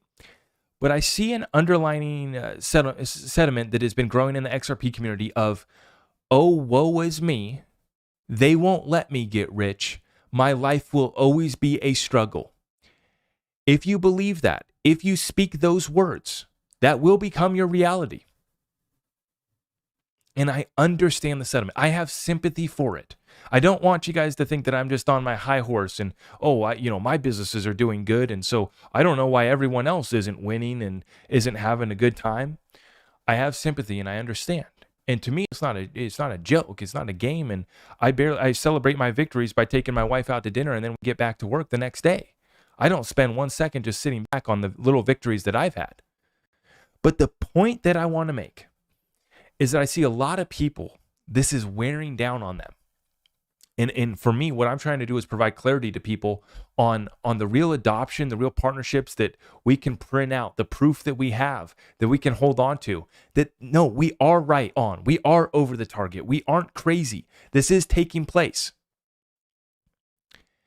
And we are very close, right? But I see a portion of the XRP community that's getting caught up in this, oh, woe is me. They will never let me be rich. I will always be a peasant. There's no way that this could happen for me. And I believe that if you believe that, if you speak that, and you live by that, that will occur, right? But I think it's up to us to understand that we're playing by the same rules. It's the same tax code. It's the same laws. Yes, they have some advantages. They come from elite families. They're in the circle, whatever. Okay, fine. But the people that I see with that sentiment are the people that aren't taking action in other areas. All they are doing is investing a little bit in XRP, maybe some other cryptocurrencies, and they sit back and pray. Instead of going and starting that side hustle, instead of going and starting the business, instead of figuring out how do I get more OT at my job? How do I grow inside my job? How do I become irreplaceable at my job so that I can demand a higher wage, a higher salary? How do I take care of my family? How do I make sure that my family is going to stay healthy, stay fed well with good natural food? In our community, I see us addressing not just our XRP investments, not just hoping and praying that our XRP goes to 50K and that we get a Fed buyback, but we stack the precious metals. We stack the essentials, the food. We don't care if you call us crazy preppers. I understand what's happening with inflation. I don't care if you call me a crazy prepper. To me, I call it hedging inflation. And I am prepared for any situation that were to happen. I am going to be able to take care of my family. And when XRP stalled out, and when a bear market's occurring, and a recession is occurring, I am saying my business is not going to participate. I'm going to set aside the funds so that I can go to acquire these properties when they come on sale. Acquire these businesses when they're ready to turn the key and give up. so that I can acquire these suppressed assets that are going to be fundamental in the new financial system, so that I can go acquire the suppressed digital assets like XRP and XLM that have been held up and stalled. So don't get caught up in the FUD. Don't get caught up in the confusion. I leave for 2 days and now everyone's wrapped up in an XPR conspiracy. That XPR is the one. It was never XRP. We did the bearable guy decode. We looked at the picture of the bear once again and we were lied to. We missed it. It was actually XPR. I come back from my little vacation. I come back, I'm like, man, the XRP community is grasping for anything. And I get it. I have sympathy.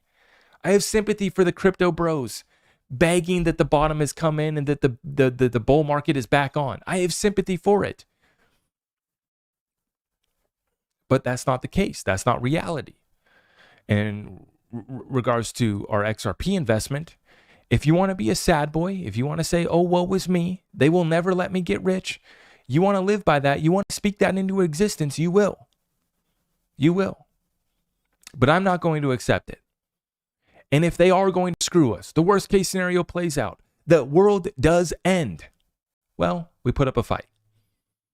And God will see the fight that we put up, and we will go meet our maker knowing that we put up one hell of a fight. But I'm not going to sit back, oh, woe is me. You guys remind me of sitting around the bonfire with the boys complaining about this or that.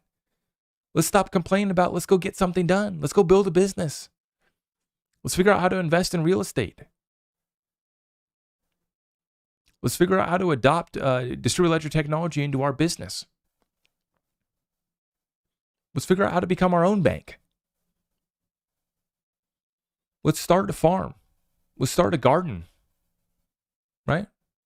How do I save my family members that took the secret sauce that was causing some damages?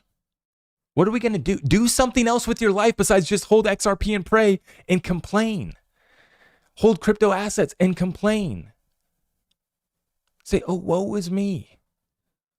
They'll never let us get rich, man. When has that ever happened?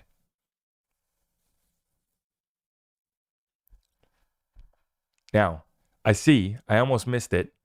Waterbug1999, I see you with a major 50 spot super chat. Cheers, Zach, Chad, and Jody. Chad and Jody. Thank you, Waterbug1999. I appreciate that 50 spot. That's an absolute major super chat, and I do really appreciate that. But let me just finish this point. Get away from those people as fast as possible right now, guys. Get away from them. And some of them are your family. And that's fine. Go see them at Christmas. Go see them at Thanksgiving. Get them a birthday present. You're still going to talk to them, still respect them, still have sympathy. But don't get caught up in that. Don't get caught up in that mentality.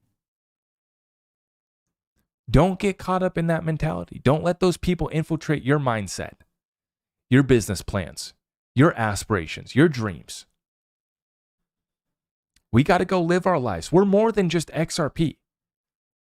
I'm more than just an XRP influencer. You're more than just a member of the XRP army.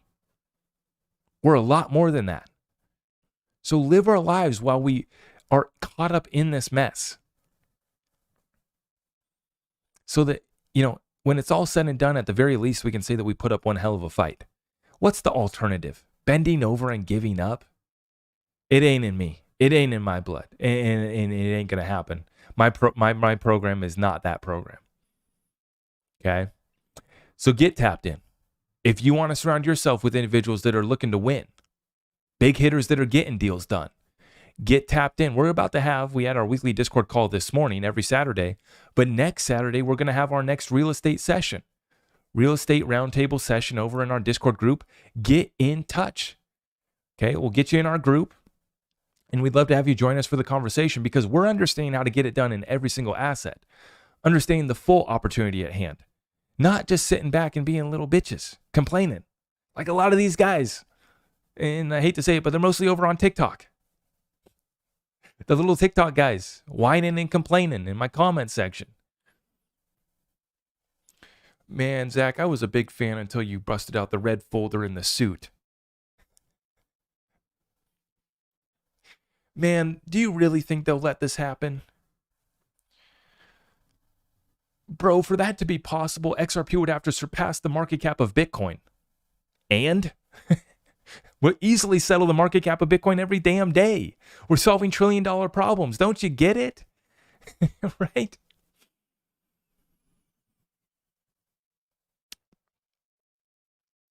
Surround yourself with positive people that are taking action, that are working within their community, at their church, within their businesses, continuing to grow during a recession, continuing to grow during a bear market. This is why we've invested in XRP and Ripple.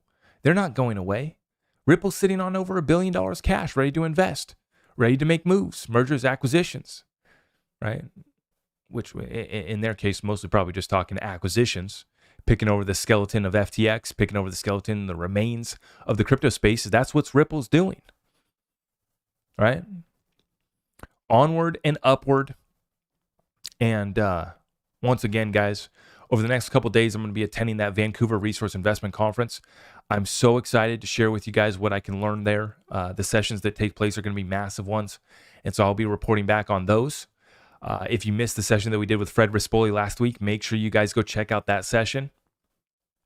You got to understand your rights with these digital assets. You got to understand the fight that these lawyers are making. Huge shout out to Fred Rispoli, John Deaton. These guys are the guys that have filed lawsuits. Not just talking and giving their thoughts. These guys have actually filed lawsuits against the SEC, Jay Clayton, Bill Hinman, against Coinbase on behalf of our Songbird Flare tokens. On behalf of everyone in digital assets, Fred Rispoli filed this action here where he's going to get clarity on whether or not Ethereum is a security. Just a cut and dry answer. I'm using Ethereum for my business. I hold it. I'm requesting you guys give me clarity. Is it a security or not? And these lawyers are smart, and we got to understand why we got the lawyers involved. So go back, listen to that session if you missed that one. And then over the next couple of days, the Vancouver Resource Investment Conference is going to be taking place. We'll be getting ready to do our real estate roundtable next Saturday, massive session. Get tapped in. It's at my website, zachrector.com. And then also, you guys already know the deal. If you're looking to acquire precious metals, move your retirement account 401k over to precious metals. My affiliate link down below will help you do so. Get in touch with my people, and they will ship the metals to your house. Or if you got the 401k, they'll help you move it on over. Get in touch with my people. I do have a few moments here. Let's take a couple questions.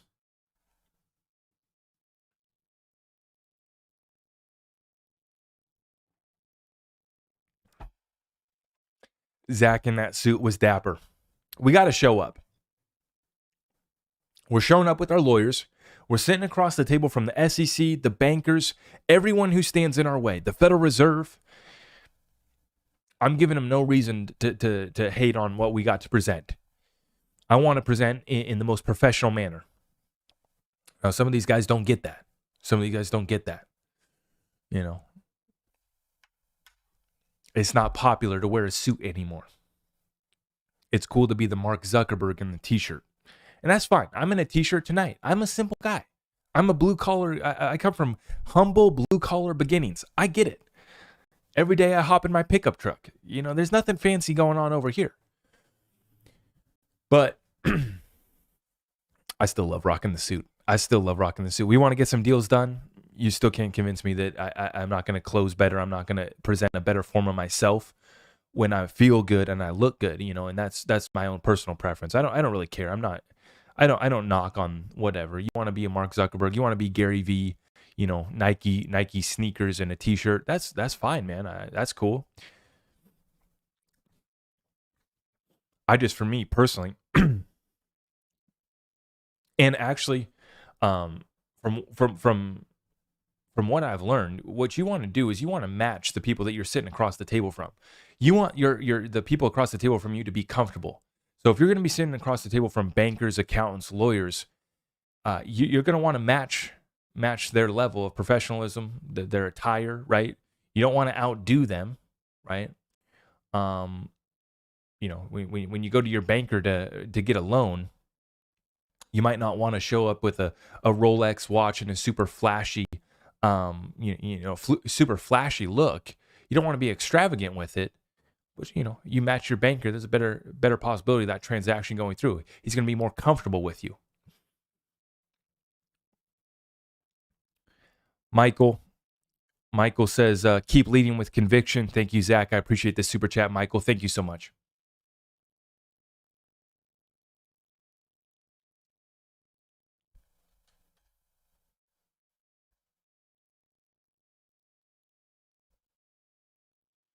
Thank you for the gifts, guys. Thank you for the gifts. I appreciate all of you guys. Exactly, Jay. You dress to your audience. 100%. 100%.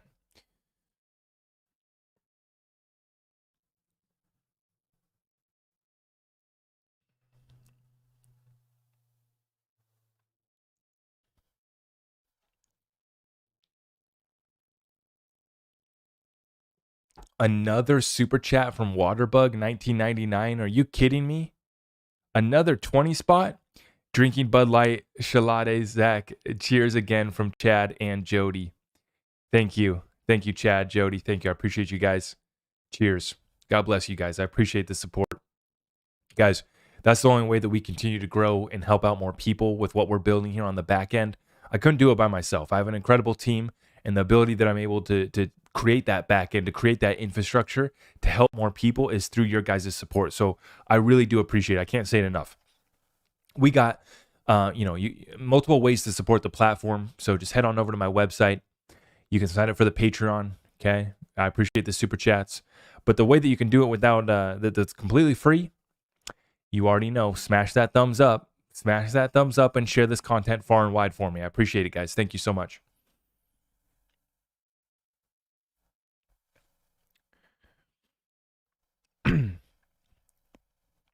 What is the price set at? Well, that's the thing, is that Ripple can basically determine what they want to get for their XRP. So Ripple could essentially just cut off the public and everyone else to XRP for the time being and just say that we're no longer going to be selling any XRP until it's back above $1. Right? Or if they were doing a pre-allocation deal with a bank or financial institution, they could say, here, we'll do an options contract with you right now, but we're going to give you an option at $5 XRP. Now that sounds crazy, right? XRP is trading at 41 cents. Why would anybody sign that contract? Well, what if Ripple told them, where XRP was going, gave them a little bit more understanding of all the other partnerships and adoption and the other pre-allocation deals that they've done? Well, see, this is you got to visualize the conversations that are taking place. This is a boardroom where Ripple shows up across from the banks and financial institutions, and they get to say, "Hey, we're under NDA, but we can tell you that a few of your friends have started using the XRP ledger. Here's the benefits that they've experienced. Here's the pre-allocation deal that we did with them. So we've given them XRP now to use for on-demand liquidity, but then we've also given them a pre-allocation contract on top of that. We gave them 1 billion XRP to use for on-demand liquidity now. We gave them an options contract for 1 billion XRP, but that option is at $5 XRP until 2025. Do you want to sign a contract for a pre-allocation of XRP at $5 and we'll let you have 1 billion XRP as well, anytime between now and 2025? See, that's I don't know if that's actually happening. This is just speculation on my behalf. But you have to, I'm just running through the conversations that are taking place right now between Ripple and the central banks. And you can't tell me that the pre-allocation deals don't exist, because we know they do. It is a proven fact in a court of law. We have the evidence. The R3 Ripple settlement. They did a pre-allocation contract for 5 billion XRP. Do you think that that's the only pre-allocation contract that was done? Do you think that that's the only pre-allocation contract that's been offered? Linda Bohm, I see you, Linda. That's a major 10 spot right there. That's a major 10 spot, Linda. I appreciate that so much. Thank you, guys.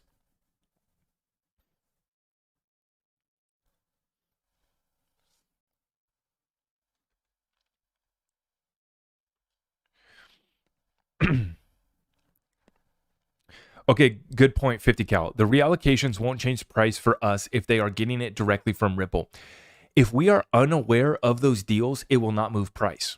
But just think about if the public were to become aware, which is why Ripple was originally, part of the reason why they were originally trying to hide the R3 contract from settlement. They were trying to redact it. They didn't want that really to get out, right? Because it was a major L for Ripple. It was a major loss. And they were able to get out of the contract. They were able to settle up for 1 billion XRP. But it was a bad deal that Ripple, the deal didn't work out. Was it bad? Well, some things didn't go as planned. I do think that they probably received some benefit from it, but it was a deal that kind of went sideways and could have done better, right? So they tried to kind of redact it, but it was ultimately released. And it's a good point. Those tokens aren't going to see the market, right, until they are allocated to those banks and financial institutions. And until the word gets to the street, right, that, oh, XRP is actually trading at $5 with Ripple and their banks and financial institutions. Now, why would that happen though?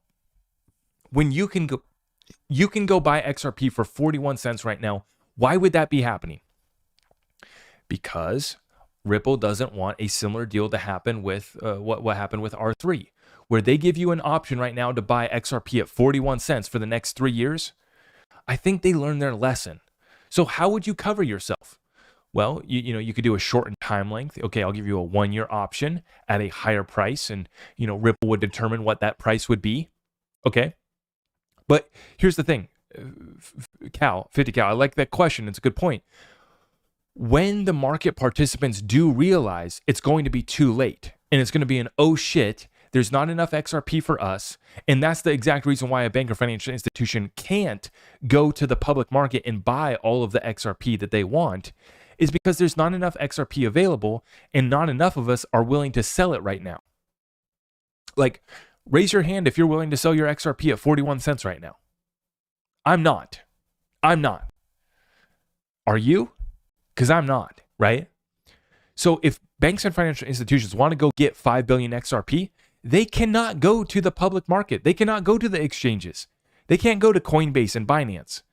Now, they could go and they could get some off the open market, for sure. And if XRP priced to $5, you bet tons of XRP would be made available, because tons of you guys would be selling your XRP. I'm not going to be selling any XRP till we get to about the $10 price. And I'm only going to be selling about 5% of my bag. So you see where this goes? Once the what's the saying? Once the cat gets out of the bag, cat gets out of the hat, whatever the story is. Once the story hits the streets and once it hits the market participants, they're going to realize, oh shit, there's not actually that much supply available for us. There's not that much supply available to buy up. You only can go through Ripple, and oh wow, they've done all sorts of pre-allocation contracts for billions of XRP, so even their supply is controlled and is distributed at the discretion of Ripple. That is the oh shit moment for the markets, specifically talking about XRP. I think that it happens at some point. I think that that is an inevitable event, just like I was talking about earlier. I don't know when it is. I don't know what price that's going to be at, but I believe that there is a supply shock event incoming that is inevitable for XRP, and it will lead to a price explosion that has not, been seen too much in the cryptocurrency space. And I think it's going to be interesting, to say the least. Michael, I appreciate that super chat. That's a 20 spot. Thoughts on Ripple changing the charge rate to make money per transaction? For example, $1 per 1,500,000. This would directly affect XRP price. Michael, thank you for the super chat. That's a good question. The fee is burned. It doesn't go to Ripple. So you guys have to understand that, right? Ripple doesn't validate the network themselves. And it's not a fee that's paid to the miners or the validators. There is no incentive to run the XRP ledger except for just wanting to confirm the XRP ledger because you want to use XRP. That's the only incentive there is for running the network, which is the good thing. So the transaction burn, the fee, the cost, the gas fee, right? Comparing it to Ethereum, the gas fee for using Ripple, for using XRP, does not go to Ripple, and it doesn't go to the validators that are confirming the network. It evaporates. That's what happens. It gets burned. It is no longer exists, which is another factor into our equation for where XRP goes. Is as all of these transactions ramp up, more and more XRP is going to get burned. And I think the most recent number that I saw pulled was about 12 million XRP has been burned so far. Don't quote me exactly on that, but that's about the number. That's about the number. But yeah, just to clarify that, Michael, because that's a great question. The fee, the XRP drops that get burned, they just get burned away, out of existence. They don't go to Ripple. They don't go to the validators of the network. There is no incentive to run the XRP ledger other than you get to confirm a network that you want to use because you want to use the XRP ledger.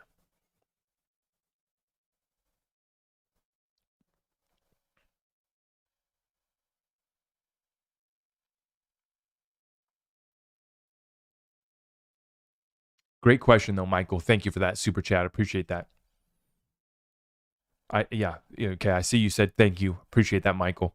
Great question and a great point of clarity because many people were still confused on that. I was actually in a conversation earlier where people are still confused on that point. Yeah, the burning there of XRP, the drops that get burned, do not go to Ripple. They don't go to the validators.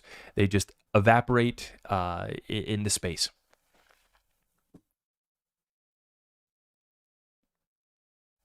And that's exactly, Daniel. That is what makes XRP deflationary. Correct.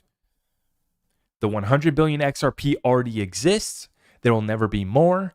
All that's going to happen is XRP getting burnt, XRP getting lost, and XRP getting held by Joe Blows like me that are not going to make my XRP available for liquidity for a while, for the foreseeable future. And I will never make 100% of my XRP will never be given to somebody else. I mean, I'm always going to keep a portion of mine under my control.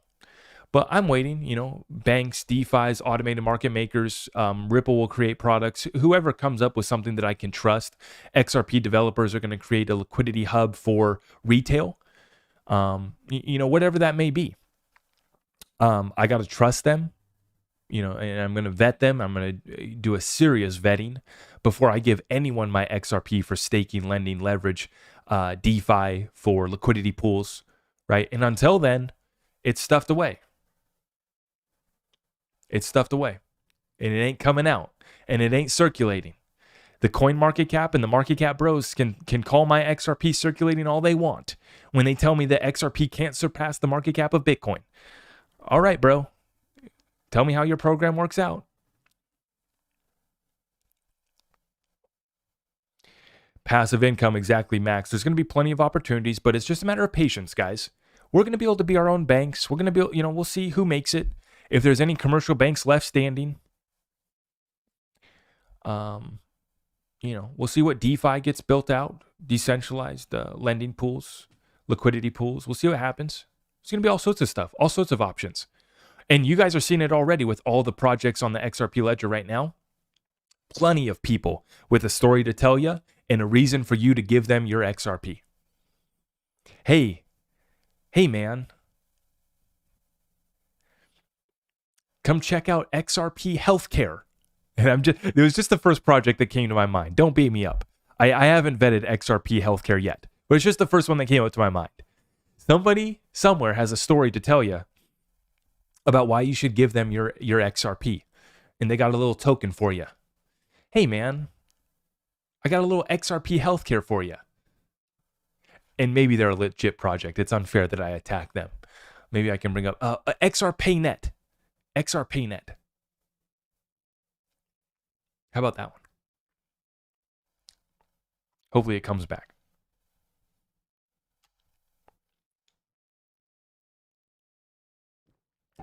All right, guys, I'm going to wrap up this session. It's been an absolute pleasure. First thing tomorrow morning, I'm heading to Vancouver Resource Investment Conference. Massive session, massive opportunity. Really looking forward to it. Going to be soaking up all the knowledge that I can get, and I will be sharing it with you guys. On the way out, though, please, everyone, can you just do me a favor? Please. That's all I ask. Smash that thumbs up and let's share this message far and wide. If you're looking to get tapped in, the links should be down below to get to my website. Sign up for the Patreon, get access to the Discord group, get tapped in. Next real estate deep dive session is going to be next Saturday, 1 week from today. Get tapped in this next week, and then you can join the Discord community. Really looking forward to it. I appreciate all of you guys. God bless. We'll see you in the next one.